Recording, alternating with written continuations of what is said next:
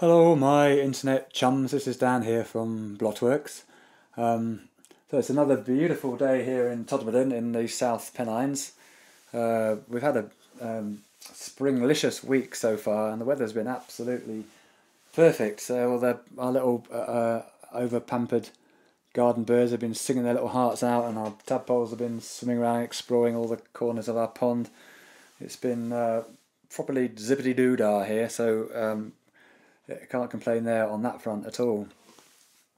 So, I like starting sentences with a so, as it seems to be in the modern way. So, this is week 4 of the coronavirus lockdown here in the UK, and this is episode 5 of my newish workshop musings series of videos, cleverly named or sensibly named, Designing a New Lamp. So just to sort of zip back in time and recap where we've been so far in the last 4 episodes. In the first one, I sort of started introducing ideas of, or explain that the starting point for this sort of project was ideas of gravity and counterbalance and weight, and using that as an idea for extending a lamp or light source over a working area and back again. So this was sort of about a year ago when this started happening, or started sort of buzzing around in my head. And at that time I drew up a few drawings, one of which was this. Like that, which you may recognise. So from that I sort of took, I thought I need to test the principles, so it was just sort of on the drawing board. So I made this little prototype here, which is a very simple thing but kind of worked very well, just to show the idea. So you can see now, if you've not been following so far, this is the basic idea. So that's just the rocking, and by changing the sort of centre of gravity, you can, or at least playing with the weights and the counterbalances, you can move a lamp over space. So that's the idea. From there, that throwed up a few problems. So I then built another prototype, which is here, which and sort of just work through some of those problems. So kind of resolved the things that were getting in the way for that, the sort of pure initial idea. So that prototype. Following on from that, this time I want to talk a little bit about taking it on from there. So the next thing to do after that was to go back to these original drawings and just take what I'd learned from these first 2 prototypes and reincorporate those into the actual computer drawings of these lamps, so that I hopefully keeping the sort of the pure, what I liked about the sort of the purity of the idea and the elegance and the beauty, but also making them work in the real world. So it was more than just an abstract idea. So I just want to quickly take you through. So I've done that now. I just want to quickly take you through, mainly one of the drawings to see the differences. And then I'll quickly skip through the others so you can see how it applies to the different shapes that I've been thinking about. So we start off with the ski design, which is the one that looks a bit like a skier. So you should be able to see it on the screen now. So it looks quite similar to the original sketch of the skier, but this time what was the sort of the plumb weight that hung down is now, that vertical bar is now connected right down to the bob weight on the bottom, which is the one that you move to change the basic geometry or the angle of the whole lamp. So those two are connected, although the bob weight can slide up and down, so it's sort of free to lift and move. So this fixes the geometry, but allows you to change the angle of the lamp.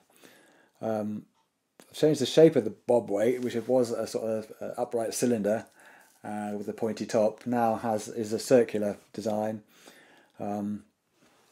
So that means whatever angle it's at, it's going to look fine. It's going to look meant to be, whereas a slightly tilting sort of Tower of Pisa kind of approach with the upright cylinder just wasn't going to cut it really, from my point of view.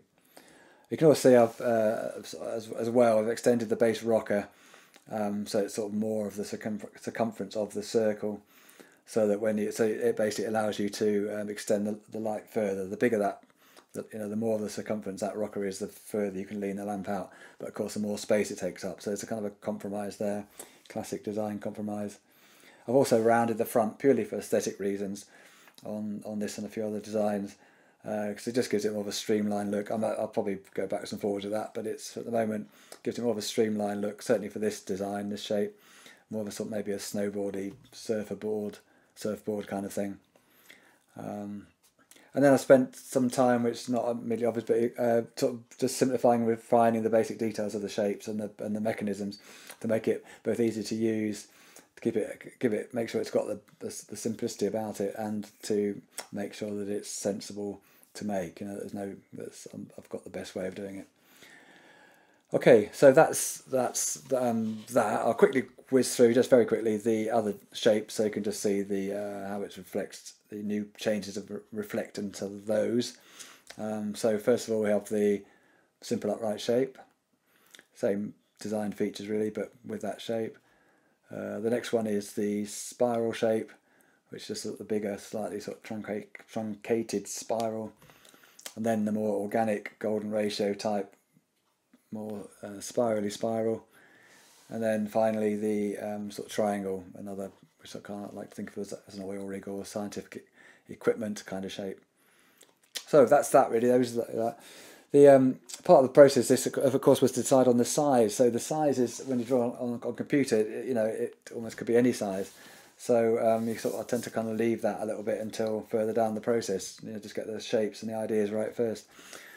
But fixing the size is always a little bit of a tricky process. But you normally start with whatever givens you've got, which in the case of a lamp is obviously a light bulb. So you decide what light source you're going to use, and then work back from there to see how all the relative dimensions are going to work. And I can always, and I'm never quite sure whether I want to build something small that can sort of fit into nice little corners in your room, or you want something big and bold that's going to be a statement piece. So I've kind of gone for two sizes for the time being, which in this next one, phase 2 prototyping. So I've got the smaller size, which is basically a 200mm. So that the rocker at the bottom of these lamps, the rocker will be 200mm in the smaller one, the radius. And so the lamp will be sort of 200 and a bit high, depending on the design. And the bigger one will be 300mm, so 300 and a bit, depending on the design. So once I've got all those sort of basic design decisions made, the size made or decided, then I could finalise the drawings, which I did, and then get them over to our local water jet cutter. So I either get stuff laser jet cut or water jet cut. In this instance, I thought I'd go with the water jet cut. It gives a slightly neater cut. I've got a local Dave and Carl in Halifax, Waterjet UK, are brilliant, and it seemed like a good job for them. So that's with them at the moment, and they'll be back very soon. That's always exciting and slightly nerve-wracking. Wait while you waiting for them to come back. There's always that slight worry that you kind of got the scale completely wrong on the drawings and they come back really tiny or huge. But I think we've got it all right. I did check and double check. So once we get those back, can start to actually see what things are going to look like, and I can talk about the process from there. So I think that's enough for now. So thanks very much for listening. Please drop any thoughts or comments in the comment section below, or just let me know that you're listening. It's always nice to know who's out there and who's listening, even if it's just this one you've listened to. I've started to post some of these on YouTube, so I've had a YouTube account or whatever for quite a while now, but I've started to, I realise I probably need to take it more seriously, so I'm putting these videos onto YouTube. So if you are a YouTuber, please check out Blotworks and ideally subscribe to my channel, because you'll probably be one of the first, and I need to get a few. And again, leave comments and all that sort of thing. So thanks a lot for listening again. See you next time, and stay safe. Bye.